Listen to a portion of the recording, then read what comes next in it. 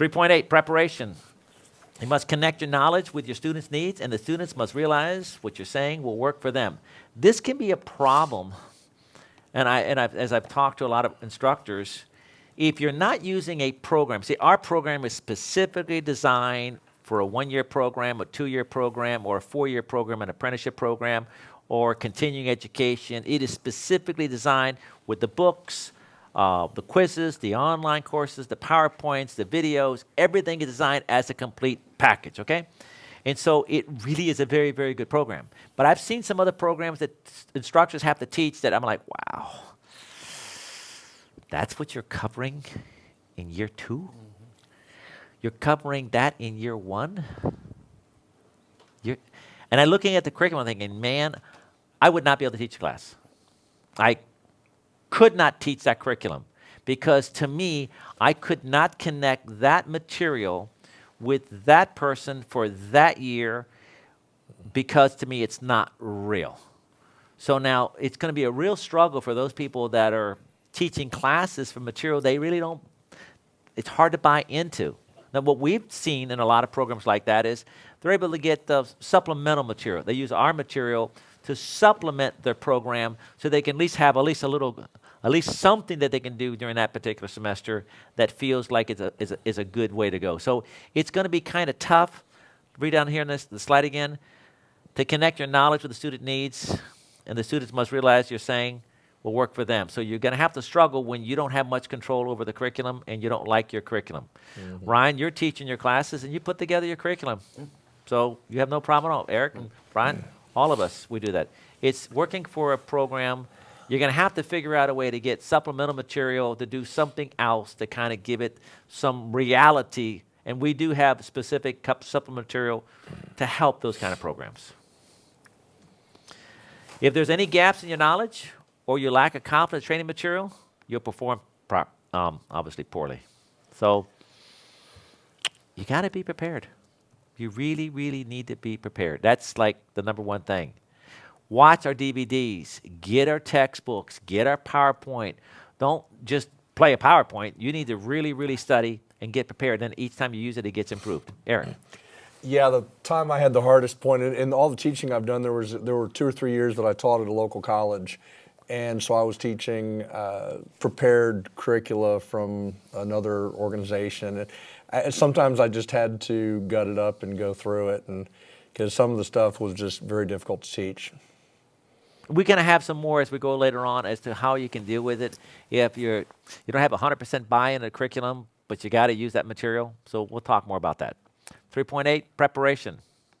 Visualize a successful presentation to help you prepare and to build your anticipation prior to you making the program. You know, all athletes, visualization is everything. If anybody's ever played any kind of sports, if you've done anything at any kind of world-class level, I don't care what you do.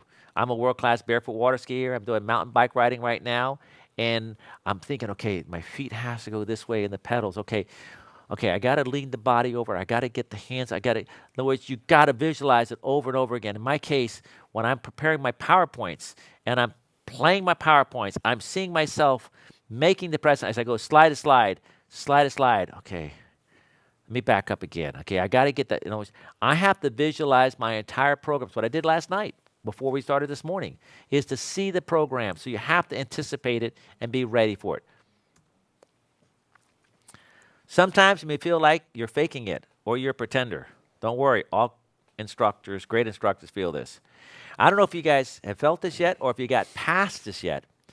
I always felt for 25 years, and I mean, Mike Holt's been teaching for a long time after 25 years and many tens of thousands of people, and I don't know how many hundreds of seminars, okay? But I would go and I would be teaching the class, and subconsciously, I'm thinking to myself, somebody's going to figure out that I'm a phony, that I'm really not as good as everybody's saying I am, and I'm a pretender. I felt always inadequate. I always felt I'm not what people think I felt. And it took me about 25 years before all of a sudden one day I thought, you know, Mike, you're actually good at what you do. You're not a fake. You're not a pretender. You really do know a lot of stuff. Huge, broad spectrum. And you know what you don't know. And you're comfortable with your skin. And if you don't know, you're able to help the person to lead them to the right person who does have that. It's a manufacturer or UL or NFPA, whatever the source might be. But Mike, you're not a phony anymore. You never, maybe, I won't say you never was, but I'm not a phony anymore. How about you guys? Where are you guys at in that? I definitely, my biggest thing is if I feel like the group I'm going to present to or to teach a topic is more knowledgeable or maybe smarter than I am, sometimes I'm like, gee, how can I go in and teach this group of guys that I perceive them as smarter? And then I realize when I get there most of the time, oh, maybe they are smarter than I am. There's no question that that's a possibility. However, the material I'm bringing, I'm so thoroughly prepared that I can do a good job, and I'm really not a phony. I'm ready to do my job 100%, and it's then irrelevant whether they're smarter than I am or not at that point. Eric? Yeah, I've been struggling with this since I was 16 years old, actually. But when I consider myself and my qualifications, my usual response to myself is, no, I'm not qualified, can't do it. But then when I look at who else is doing it, and I say, you know what? Yeah, I'm pretty qualified. So there's a struggle between the absolute perception of myself and relative standing and relative experience. So, but there are times that you question whether you really are real. Our times, pretty much all the time. Yeah, right. No, it's because we're all on a journey. It's all a struggle. We're always learning. And so are we complete in our knowledge? No, never. Am I complete enough to teach this course? Yeah, I'm pretty complete. I can teach this course. But we're all on a journey. We're always learning. Ryan? Well, I try not to teach things that I'm not really confident in, but sometimes it still does come up. And there's certain topics that when I'm talking about them, I am dreading seeing somebody's hand go up. And, you know what I mean? And I'm not talking that. I'm Okay. not talking about, I would never even get involved or talk about a topic unless I know what I'm talking about. Yeah. I would just simply, hey, listen, I don't know anything about how that thing works.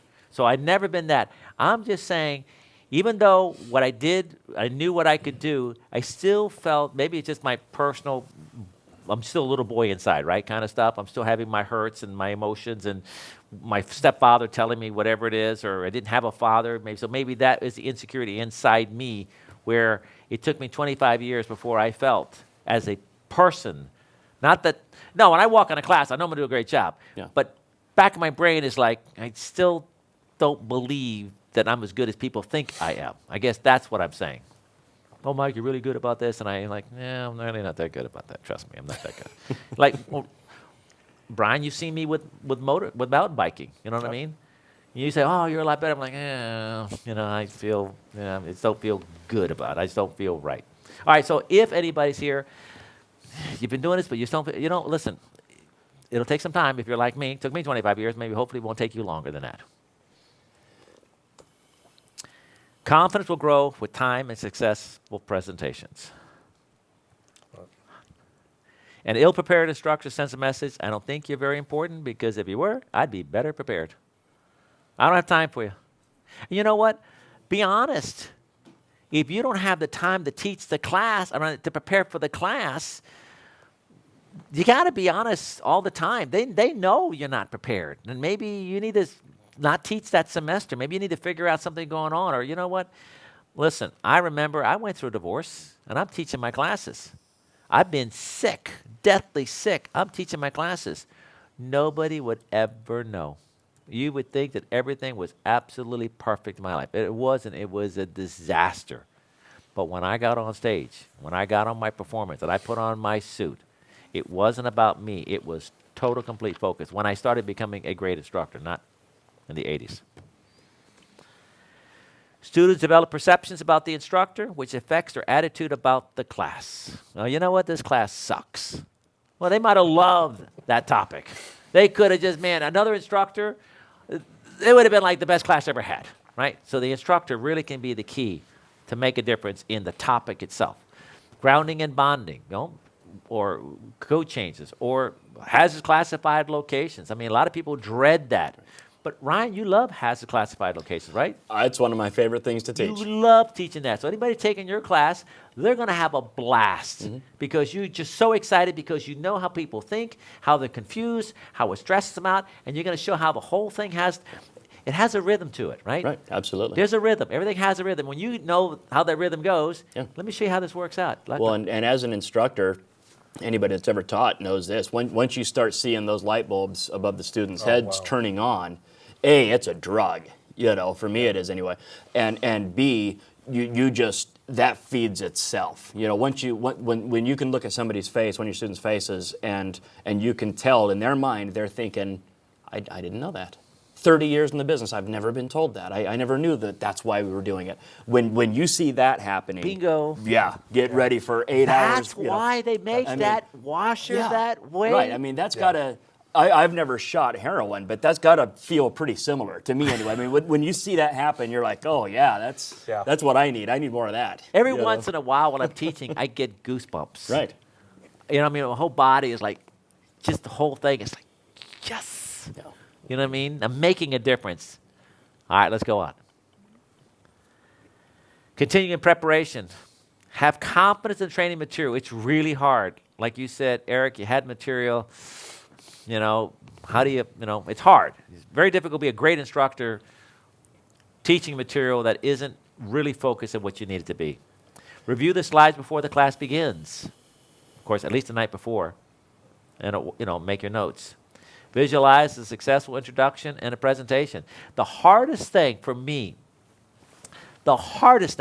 is the first 5 slides. Getting it started. But I solved that problem because I have a few set of 5 or 6 slides in the beginning that's nothing to do with the program at all. It has to do with a philosophy. It has to do with an attitude.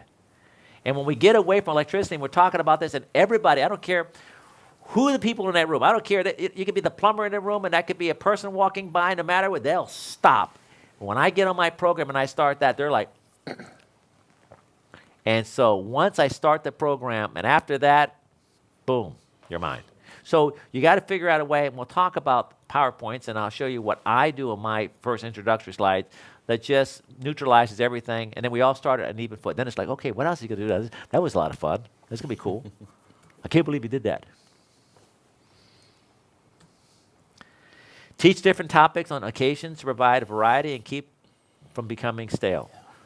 What do you do, Ryan? What do you teach? How do you do that? Usually, in Utah where I am, I have to submit every year which classes I'm going to be doing for CEU approval. So I'll usually offer a couple of topics, and then the next year I'll change those up. So right now I'm doing code changes, hazardous locations, and conductor sizing. Those are my 3 options this year. Next year, I'll probably drop code changes, and I'll do grounding and bonding, and then leave one or the other 2, and then do common violations, but different things. And you also need to, I think you need to do that to keep yourself sharp, to remember how to think. I don't know quite how else to phrase that, but you need to get good at creating your material too. If you just create a presentation and that's all you teach, you're going to become stale, and you're limiting yourself. Well, when you teach a topic, and then 3 years later, you then teach it again. Let's say you do grounding and bonding for next year, right? Then you don't do it again for 2 more years. Yeah. Well, when you come back to grounding and bonding, it's brand new again. It's exciting. You're like, again. oh, wait a minute now. I got to review this again. So your juices are going again. But if you did grounding and bonding every year, how many years are you going to go before you just don't have that adrenaline? You're just kind of going through the motion there. So, if you're teaching a program first year, you've done this for a while, well, start moving to second year, or second year go to first year, and first year go to fourth year. Challenge yourself. Start saying, hey, listen, you know what? As an organization, how about we start doing some continuing education here? Hey, you know what? I'll tell you what, I'll take over that as an organization. Hey, maybe I can come in as a guest speaker in some of the other classes a little bit. So mix it up. Guess what we need to have? We need to have nervousness, right? We need to have adrenaline. We need because I'm stressed out. I'm worried. So once you get comfortable, right, then we need to make you uncomfortable again, and continue doing that as we grow. Prepare yourself physically and mentally. You know, you got to take care of yourself. You're an athlete. I mean, really, and you're going to be a great instructor. You're going to be, you know, a world-class athlete. You know, you can't be sick. You can't be like, have not done anything physically at all, because then you just don't have the energy. And I was thinking last night, I was doing some stretching in my hotel room, and I'm not really, when I travel, I don't do a whole lot. But even though I haven't been able to ride my bike for 3 or 4 days because my elbow's been hurting me, I got up off the floor and I felt, you know what? I feel good. I felt, you know what? I feel good. I try to eat careful. I'm not, you know, really, really careful about it, but I try to eat careful, and I thought, I feel good. And I think that's important because, you know, so start thinking about improving how you eat, improving your exercise a little bit. Hey, walk, park your car a little further away from the mall entrance. Somebody like, well, the car's not there. You know, no, park a little further away. Do what you can to start getting physically and read, right? And challenge yourself with new topics. That's the part about getting mentally prepared. That'll get you going to the next level. Get enough rest. Last night I went to bed at 11. I got up at 4:30. I find that when I speak, it's almost, I'm not going to say I consciously do this, but it seems like I get much less sleep the night before a seminar that I teach. And I'm not quite sure. I seem to go to bed later and I get up earlier. And I'm wondering if there's a little bit of psychology in me to slow me down, because I can speak kind of quickly. I can move kind of quickly. And I'm not quite sure if it's just the adrenaline. I'm in a different room. I don't have a bed, you know what I mean, a different town, different time zone. I get up in the morning a little worried about whether the alarm is going to go off. I have nightmares. Oftentimes when I'm traveling, I have nightmares that the class started and I wasn't in the classroom. And I'm like, so I wake up in the middle of the night, like, wait, it's 3 o'clock in the morning. Okay, 3 o'clock. All right, try to go to sleep because you got to get up in another 2 hours. I mean, whatever the case may be. So I'm a little tense. Yeah. So I have my watch, I have my phone, I have the front desk. You know what I mean? And then of course sometimes the alarm goes off. It's a 2-hour time zone different in the hotel room. Then it goes off at 5. Let's say it goes up at 4:30 instead of 6:30, because the phone. Sometimes I can't even turn the stupid thing off. I mean, they got these clocks inside these hotel rooms. I don't know how to turn them on or off. So I just pull them out of the wall because I swear, and I'm a pretty smart guy. I think I should be able to figure out how to set the alarm or turn it off, but it's beyond me right now. So you want to get rest. Exercise is important. Take time for reflection before the program. Like with the young children last year, I'm sure I walked around in circles for an hour and a half. I got there early. Other presenters were speaking. I walked in the room. I saw the kids. I'm like, oh, my gosh, what am I going to do? Why are you doing this here? You're not even getting paid for this. Why did you even wait? Why did you even agree to do this? Come on, you don't know what you're talking about. They're going to hate you. You know, you're a terrible person. You know, that kind of stuff. And so I'm just walking around and walking in the hallways, and I'm praying. In my case, I'm praying, and I'm praying. Lord, just give me the wisdom. Give me the right words. Maybe there's just one person there that I'll say something, it'll do something to somebody's life. So I'm trying to just relax myself. I'm trying to get focused. I'm trying to remember, visualize. If I can get started for the first few slides, you know what I mean, then I'm fine. And I don't want, because I know the importance part of the beginning, I don't want to mess up the beginning. But you know what I do? Like I said to you earlier here, I was so afraid with the young children, young adults. I told them. I just told them, look, I'm terrified. I don't know what I'm doing here. I don't know what I'm going to say. I don't know what I can possibly say here that would be of value to you. So they could connect that I was being honest with them. And they can see, and I cried. I'm like, oh, great. Now I'm crying. Are you kidding me? I'm crying in front of 400 kids. Great. You know what I mean? Because I could kind of like see myself in them where they were. And that's what I saw. So I wasn't sure what to do, so I was honest. Preparation. I guess I do this intuitively. I visualize. I know exactly what I'm doing, why I'm doing it, and that's part of I think that's part of what work success is for us, for instructors. We give a canned program that people can modify, and it makes it very easy to have an objective because it's clearly, if it's a 4-year program or 2-year or 1-year program, our curriculum and syllabus is set up specifically to tell you exactly what it is and exactly what to do there. And so that makes it easy to stick with the program. It makes it easy to know that you're doing the right thing at the right time. But if you're an individual like me or Ryan or Brian, or you guys are doing your own little thing, you got to sit down and figure, okay, what's my objective? What am I going to talk about? Well, that's where you get with the customer. Hey, what do you want me to cover? How many people? Where at? What time of the day? What's the shift? What are they looking to do? So what's the objective? I want these guys to understand this. Hey, you know what I learned not too long ago? This is totally unrelated to what we're talking about. It's electrical. So if you're not electrical, just don't worry about this. It might apply to some other world. I don't know. People have no clue what the purpose of the NEC is. You would be shocked. I didn't find this out until a couple months ago, so I've been doing this 40 years. That almost anybody you talk to, when they ask you a question, I started doing this. What do you think the purpose of the NEC is? Well, I don't know. Make it safe. Whatever it is. I'm like, but what's the exact purpose? And once I could get them to understand the exact purpose, I said, was it to cause somebody to trip? Because they ask you a question, well, you think the code would do this? And of course you think, why would you ask a question like that? That's not within the scope of the code. I mean, so I said, what do you think it's for? Well, been a master electrician for 15 years. I'm a little embarrassed to say I'm not quite sure when you put it that way. Nobody's been asked. You could tell them what the purpose of the NEC, and they had no clue what you just said. They're like, whatever, the next slide. But if you ask somebody, so when somebody asks you guys a question as an instructor, and they ask you a question, and you know it's an NEC-related question, first thing you want to do is you ask them, what's the purpose of the NEC? Because if you understand the purpose of the NEC, it helps put clarity to the question. And I said this one guy recently, I said, well, do you think it's safety? I said, what, to keep people from tripping? From hitting their heads? From lawsuits? Well, I had to lead him through it, and he finally got to it, and he goes, oh, yeah, you're right. Of course. It's what? Protect persons and property that arise from the use of electricity. Okay, great, but what does that mean? Keep people from having electric shock, electrocution, or some kind of element that could cause a fire.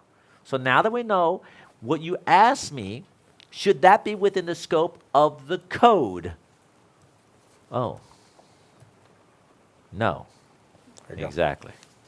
So basics again, okay? So that one, that was free, by the way. I wasn't even planning on putting that on a DVD. And you guys got that one free too. The objective of the talk, safety, right? Key message I want to get across. That's where the PowerPoint comes from. That's where the textbook comes from. When we write our books, Ryan Jackson, you handled the code change book for Cont'd Enterprise. Okay, you did the first one in the 2014. You're doing a 2017. It's your job to figure out. There's 1,000 changes. Okay, but which are the changes that are relevant to our customers, and which are the changes that are relevant that even matter at all? So you have to go through what's your objective. And what's the message you're trying to get across? Well, this has this impact on dollars, on safety, on manpower. So when you're writing your book, you have an objective. What is your key message? The underlying theme of the talk. What is your theme that you're trying to get inside there? And I want them to say this about that book when they get done. Well, that's all, everybody's doing the same thing. Same thing when you're making a presentation. Know what you're doing. Have a plan what it's going to be. What's the objective? What are you trying to get across? What's the theme? I want to make sure they understand it to make it safe. And what do you want them to say? That was fantastic. And we got great reviews of the Changes book. And that was your first one. So who knows what it's going to be like in the 17 version. It's going to be even better. And I want the students to feel what when I'm done? I feel important. I feel hopeful. I feel I can do it. I feel empowered. Whatever it is that you're trying to get them. And that's what I want. I want people to realize, man, you know what? I didn't think about that. You know what I told the young kids? And I tell people that are younger people in the industry, and I tell them, look, Mike Holt, Ryan Jackson, Eric Stromberg, Brian House, everybody else, none of us are getting out alive. We're all going to die. That's just the way it's going to be. We're gone. And what we want before we leave, we want successors. We want you to be taking the torch that we've had, take our information, pass it on to you, and hopefully improve the next generation. That's what we want. We want to help you make sure that it's a safe installation. So that's all part of what we're trying to do. The code change book, Brian House is doing the apprenticeship training curriculums. He's trying to make sure it's exactly right. And what do you want them to do with the information when they're done? Then, of course, we'll go from there. 3.8, don't worry about problems on the board. Okay, don't work out problems on the board or off the cuff. If you've ever taught, and you don't have a professional program like our program that is specifically structured for a specific purpose, for a specific way, you use a blackboard or you use a projector like at least we started in there, you have the flexibility to start making up examples, making up problems. In other words, you should have had a beginning, a middle, and the end before you got to the class. You should have known exactly what you were going to cover. You went over your slides. You had your visualization. You are totally prepared.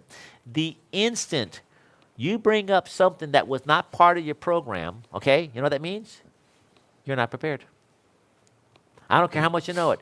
You're not prepared because you didn't visualize it. You didn't plan it. It wasn't part of your goal. You just thought, I'll throw this up. And I'm sure you guys that are watching the DVD, and some of you guys sitting in here have tried that. Mm-hmm. You thought, get kind of cute.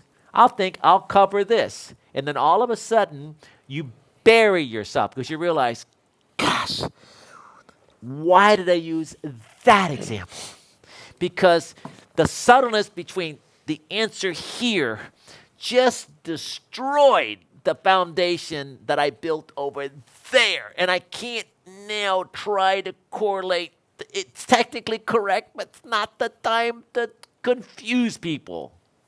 Right? Well, I was just going to say, you talked about some of your worst or most nervous moments. And I had somebody ask me a question in the middle of one of the classes I was doing, and this was one of the first few I had done. I understood the concept, the calculation, everything, so I decided, I'm just going to make a problem and do it right now. And so I walked over to the whiteboard, and being all smart, I make this whole problem up, right? And unfortunately, I put the formula wrong on the board. I worked everything out to the end, and I'm looking at the answer, and I'm going, and I'm in silence. I don't know what to do because I now have the wrong answer, but I had all the numbers, and I knew it was right, but it was wrong. And then finally, I'm like, guys, I hate to admit this, but you're going to have to help me out here because I'm not seeing what I just did wrong. And it was my gosh. in the class, because I could, at that point I'm you're stuck. Sweating. Right. I'm committed. Oh, no, I you're can't committed. escape. No, because you got to know how, you got to try to get out of it. Somebody got to figure out why is this not working out right? Oh, I couldn't escape. That cured me one time is all it took. I've never done that since. But like Mike, okay, but off-the-cuff problems can be a part of the program. For example, when I'm teaching voltage drop, a lot of times I'll have time in the class to do several voltage drop problems, and invariably one of the problems, I'll just ask for the parameters from the studio audience. Say, okay, what size wire do you want to use? Okay, what size is this? What size is that? And a lot of times it's kind of fun because we'll get some crazy examples, but it's cool to teach it that way. Absolutely not. Absolutely 100% not. Why not? Here's what you do, and I'll tell you why not. Not a problem. I mean, I understand what that is this. When you're under a lot of stress and you work really, really hard, you know what you'd like to do? Ryan House, you know this. Your business, all this work. Here's all you want to do. You want to take pencils and you just want to sharpen them. Zip. Pick up the other pencil. Zip. In other words, you don't want to deal with the responsibility. You just want to do something that's it's fun. You want to get away from the work, okay? And so you're having fun. You're kind of like tired, like you're a little ahead of the game. You're like, hey guys, let's just have some fun. And then you make up this example, and then you get yourself screwed. What you should do is this. Hey guys, since we're caught up, I have some other slides that I had already prepared. Yep. You with me? And so now let me pop this one up, which has the example. It has next step, next step, next step. So what you're saying is that if you, for some reason, screw up your preparation that you finished early, then you need to have a backup plan. What do you do with the extra 45 minutes left? Do not work problems on the fly because the risk is too great. You will, at some point, get caught. You might be able to do a bunch of those, but you can get yourself twisted, and it's just not worth the risk. Well, several times I've done that when students ask questions. They say, I'll work a problem. They say, well, what about this? I said, well, let's just go ahead and do that. And we'll work it out on the board. You know And- what? Let me clarify that. And so I'm thinking in my world, I'm in front of 600 people. Right. Could you imagine me bringing up an example and getting myself twisted around? It would be the ultimate disaster. Now, I'm teaching an apprenticeship training program, and I'm there 2 nights a week, and we're kind of caught up, right? We've done our program because guess what? I have a program, have a beginning, I have a middle, and an end of every single night. And if I do that every single night, that gives me a semester. If I do a semester, that gives me a year. If I do a year, that gives me 4 years. I've completed exactly what it needs to be done. Any extra time inside there, I don't mind playing because that's a low-risk game. Right. I'm with 12 guys, 18 guys. I screwed up. Say, guys, I don't know what I did wrong here, but I got this thing. You know what? When you come back next, we're fine. You know what? You got the recover time, okay? Because I know of a story. I'll tell you a story one time about a guy in a class, and he couldn't get this concept. So I said, okay, you know what it was? It was calculating the neutral size using linear and nonlinear loads over 200 amperes with ranges dryers. Okay? That's not an easy problem, No. right? That's so many variables. Okay? It's easy if you can remember every formula, every single step, okay? So we were going through that. I did it one time. I want to expose him to the rule and the whole thing, and he couldn't get it. And so I said, listen, it's not even on the test. It's one of those 7 days, 12-hour, 11-hour days, whatever it is. I couldn't get him to stop. I said, look, it's not on your test. No, but I want to understand how. I said, listen, man, this is so complicated. It's worth 1/2 of 1% of one question. Answer some other question. Ask what's the VA of a 5-horsepower motor. You know what I mean? It's not worth it. No, you can't. I said, okay. I tried to explain it, and again. It's like 7 o'clock at night, getting ready to go to dinner. I said, look, I'm going to ask you one more friggin' question. I cut it down. I'm getting really frustrated. I'm tired too, working all those hours. And I'm trying to tell this guy, it's not on your test. That's not the scope of the class. Well, I paid a lot of money for this class. And I said, okay, I'm going to ask you one question. If you can't get this question right, then I'm not discussing this anymore. All right. I said, what's 100% of 12?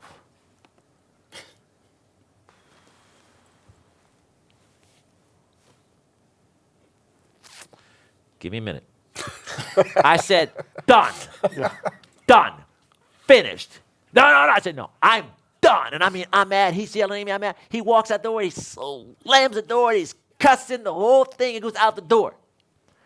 And we're there 6:30 in the morning. He gets in at 7 o'clock. He looks at me and goes, 12.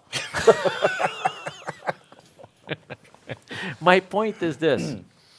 You can get yourself twisted around, even the simplest problems. You know what I'm saying? So you got to weigh the risk in the scenario. If you can recover, for sure, Ryan Jackson, I pay you to come out to do a seminar for me. You better not be making any off-the-cuff things and screwing up. Brian House, you better not.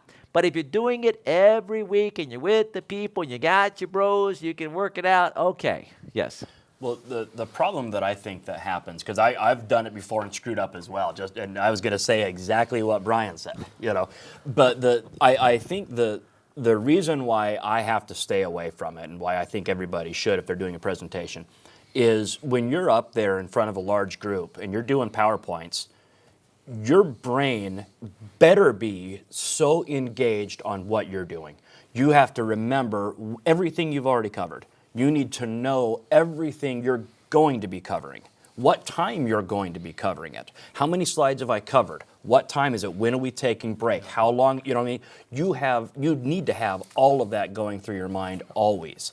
And sometimes, you've called me in the middle of one of your presentations, and I've called you during one of mine to ask one of the stupidest code questions that we've ever fielded. You called me up, and I'm like, well, it's 314.23. You know that. Are you kidding?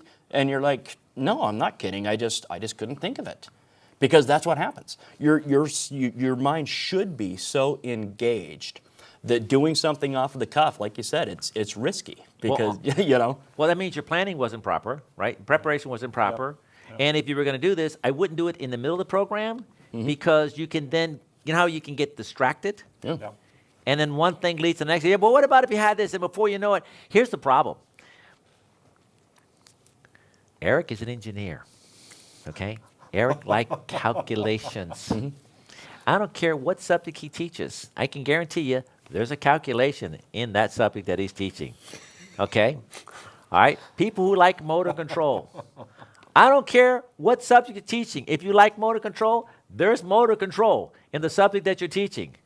I don't care what you do. Somehow you're going to get that in there. And as soon as you get in, like, okay, now I'm having a great old time because this is what I really want to talk about. You know what I mean? This is what I really want to go. Calculations, bring me some more of them. And before you know it, you're like, okay, in the last couple of slides, here, Bruce, give me the slides here. Great. Let's go to the slides real quick. And then we're going to do this. Okay, we're going to do this, and we're going to do this, and we're going to do this, and we're going to do this, we're going to do this. You know, because at the end, you're like, oh my gosh, I only have 30 minutes now to do the last 30 slides. In other words, I'm afraid off the cuff, makes you vulnerable, gets you off your game. If you're all done, then here's what I say. I'm all caught up. Okay, your timing was off. Take a short break. Consolidate. Pop up this one little hour program that you have on the side that you'd love to be able to stick in once in a while. And right now, dropping this little motor control. And right now, get some calculator. Right now, get into whatever it is. I don't want to see people break their programs and their cadence to get distracted. So that's why I'll still stick with advanced planning. Helps you feel more confident and less like a pretender or predator, whatever.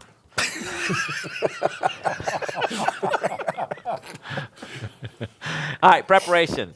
You know, whatever. You know, I say all this stuff and I do none of this, but I'm telling you what you should be doing. You know, in other words, be prepared. I am the worst prepared person.